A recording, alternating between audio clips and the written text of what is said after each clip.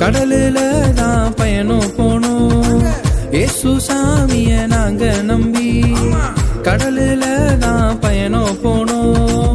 காத்து அடிச்சாலும் கவலை இல்ல, மழையும் பெய்தாலும் பயமும் இல்ல.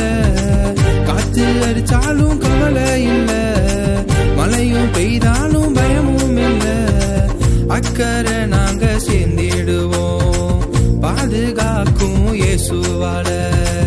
அக்கறை நாங்க சேர்ந்திடுவோம் பாதுகாக்கும் இயேசுவால.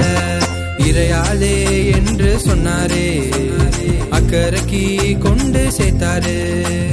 இறையாதே என்று சொன்னாரே, அக்கறைக்கு கொண்டு சேர்த்தாரு. ஏலேலோ ஏலே